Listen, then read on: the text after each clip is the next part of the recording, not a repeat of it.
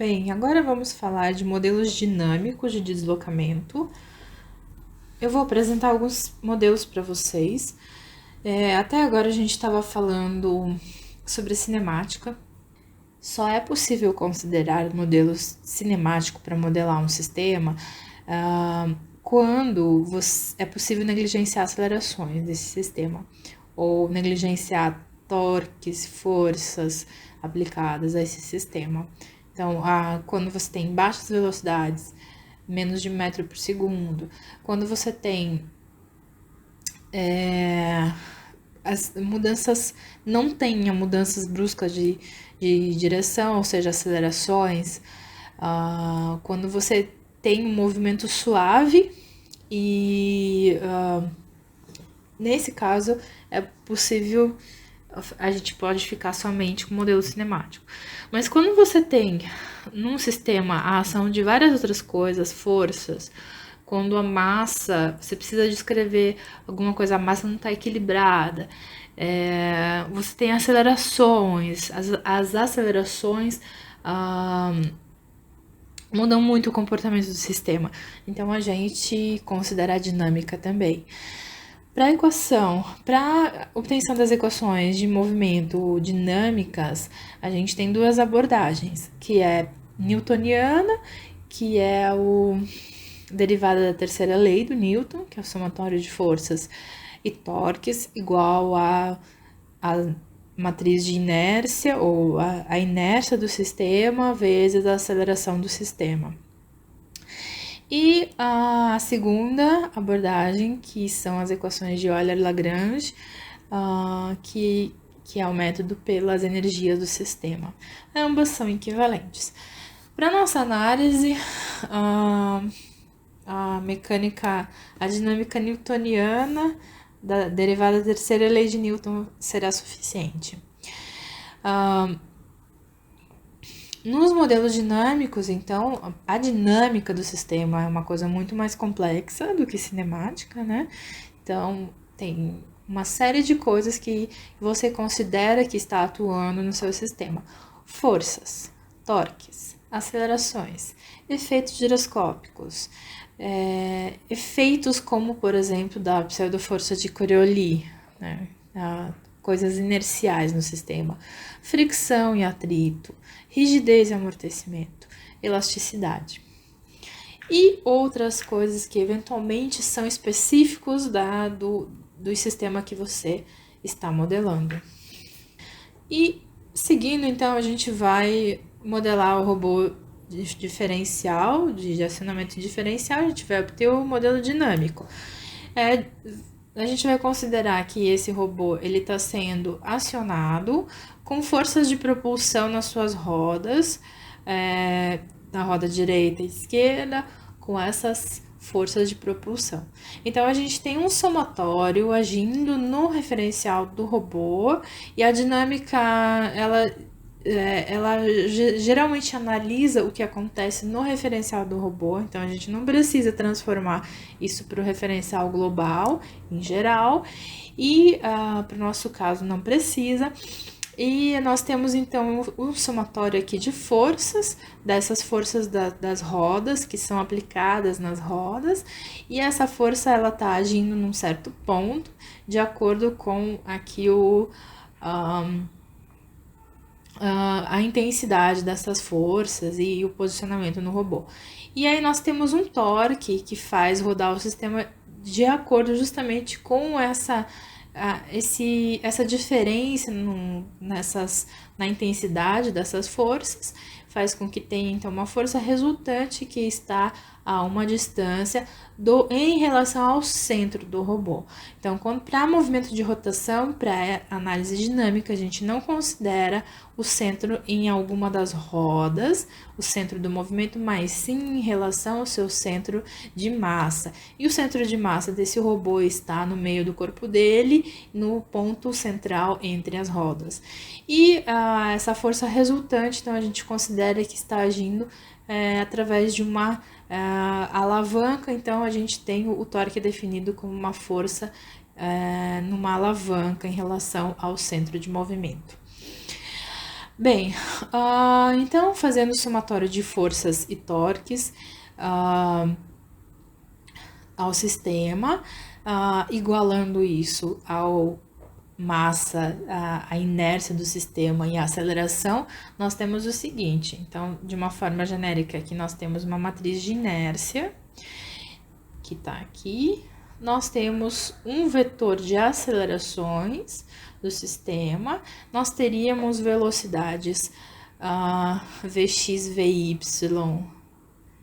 Vy e V e ômega, eu chamo aqui. Nesse caso aqui eu chamo de ômega.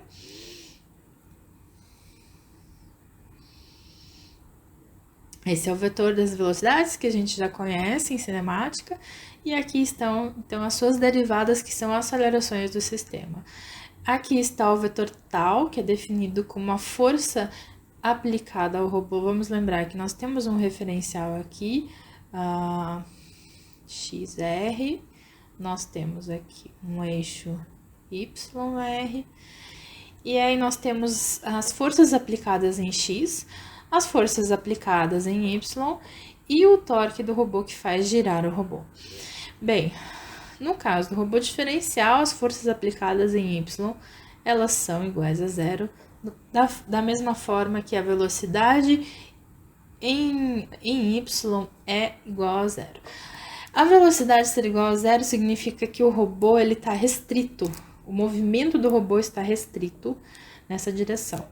Já o não ter a força na direção Y ser igual a zero significa que esse robô não está sendo atuado nessa direção, tá? Então, nos modelos dinâmicos, a gente amplia esse significado do modelo. Então, naquela direção que o robô está sendo atuado, nós vamos ter forças e torque naquela direção. E na direção que ele não estivesse sendo atuado, a gente não vai ter forças. A nossa força ou torque vai ser igual a zero. Mas então, no deslocamento no plano, a gente sempre vai ter, pelo menos numa direção linear, ou X ou Y, o robô sendo atuado, e sempre também tem o torque, porque nós estamos interessados que esse tipo de sistema, esse tipo de arranjo se locomova, então a gente quer que ele gire também, que ele faça curvas. Então, provavelmente a gente vai ter um torque aí no sistema. E aí depois nós temos o termo relacionado ao amortecimento. Nesse caso aqui é um amortecimento por atrito, ele é linear, dado por um coeficiente de amortecimento, vezes a velocidade no sentido contrário ao movimento. Então, por isso, nós temos aqui uma matriz diagonal de coeficientes de amortecimento e um vetor, multiplicando o vetor das velocidades do referencial do robô. E eu ainda não falei da matriz de inércia. A matriz de inércia, ela é diagonal também, assim como a matriz de coeficientes de amortecimento, porque a gente considera a distribuição da massa homogênea e simétrica nos eixos X e Y.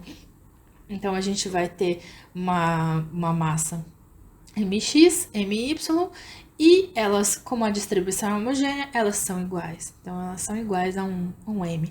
Então, eu vou escrever isso aqui, igual a M. E, além disso, para a parte de rotação, a gente tem o momento de inércia, representando a inércia do sistema.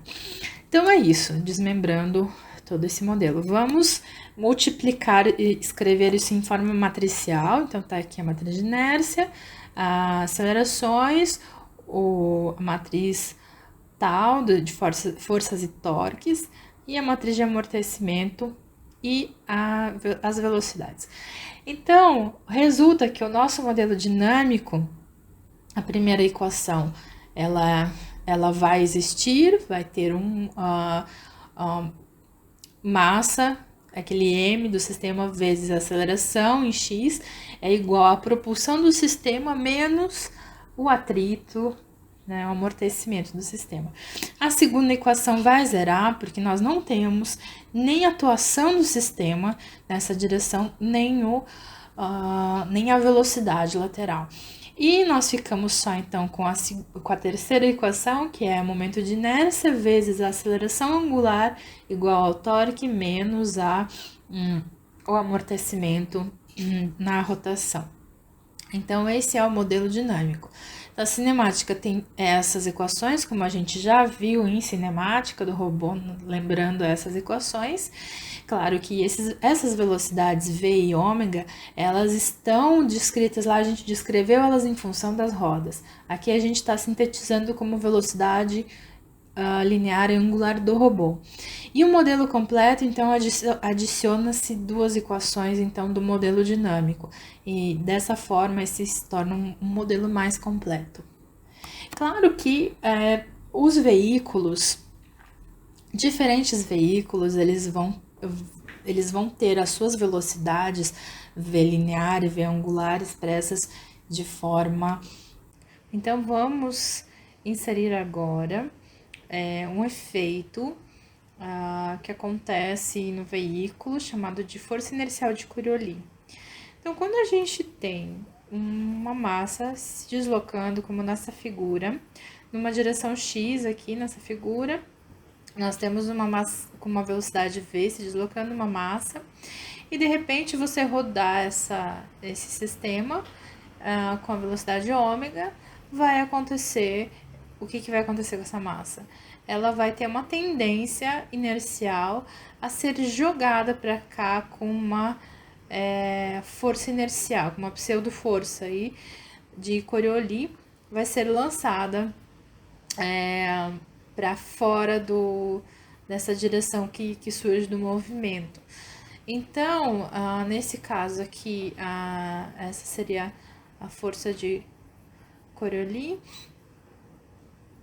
força inercial, né? Ela não é uma força que é uma força atuada, mas ela surge devido a uma velocidade angular, e ela tem mas ela é frequentemente chamada de força, e ela tem um valor de 2 vezes a massa vezes o produto vetorial da velocidade de rotação pela velocidade que o sistema estava se deslocando naquela direção, naquela dada direção. Então, se a gente analisar o que acontece nessa figura, vamos reescrever aqui, redesenhar a figura. Nós temos aqui, então, uma massa se deslocando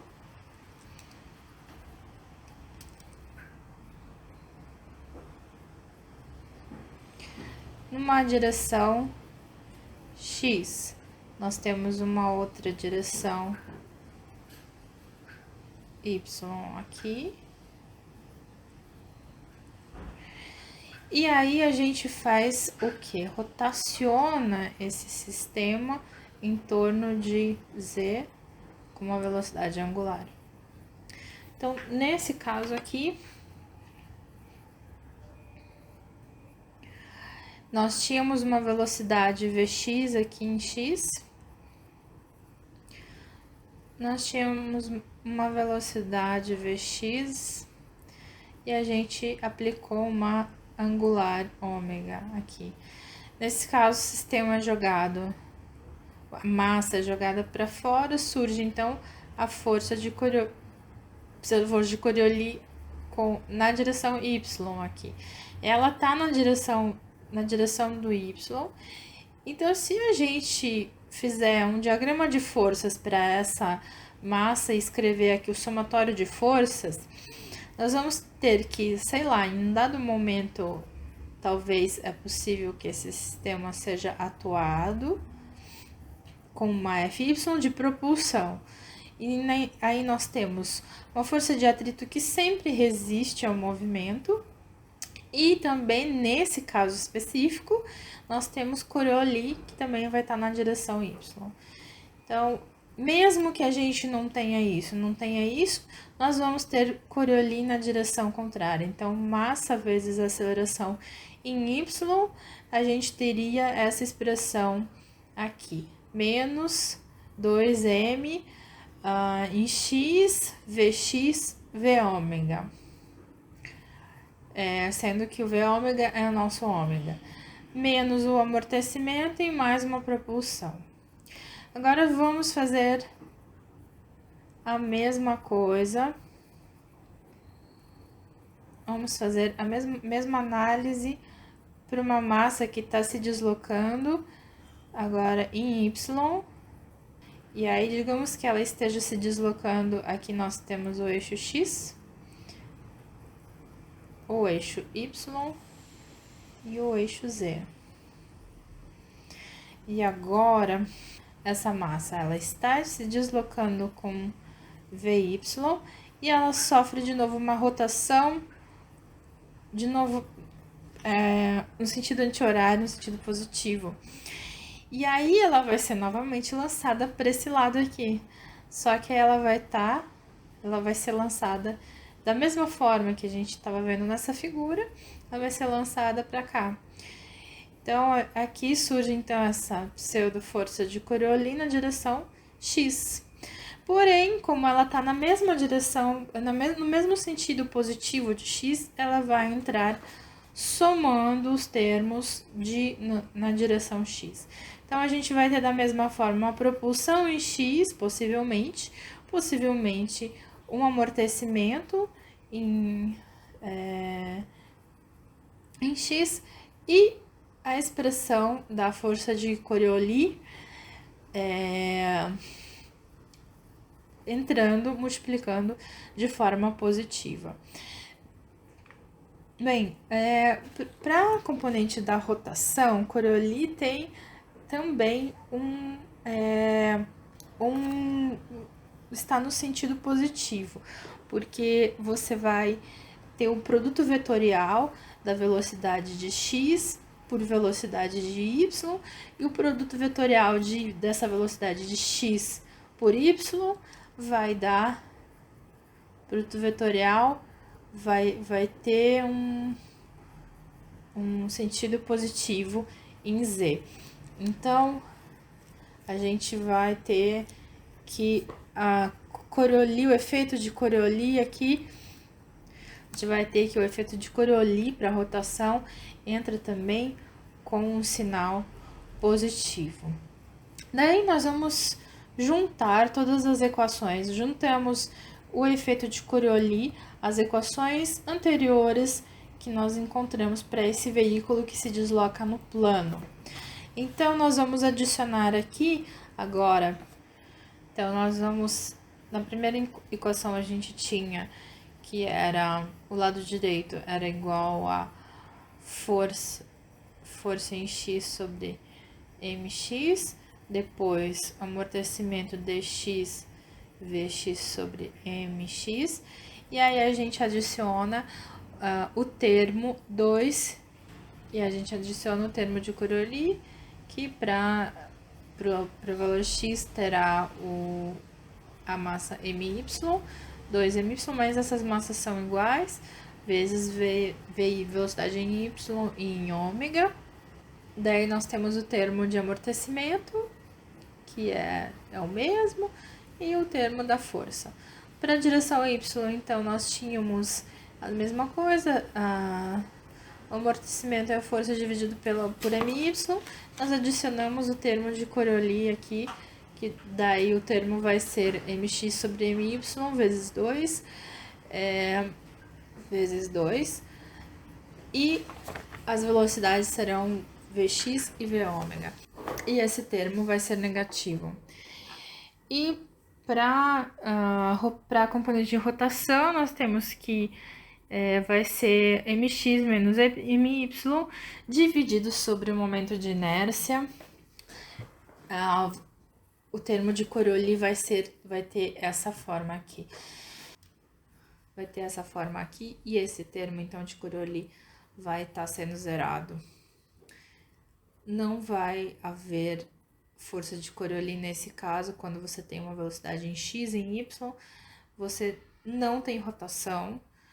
Então, não vai haver uma componente de uma força inercial que jogue o sistema, jogue a massa para algum lugar. Então, essa componente aqui, ela não existe na realidade.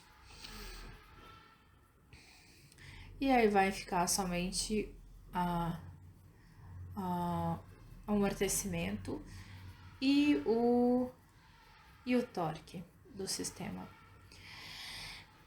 Esse sistema aqui, então, resultante, é um sistema que essas equações são modelo genérico para certos tipos de veículos que se deslocam no plano, ainda no plano, mas livremente.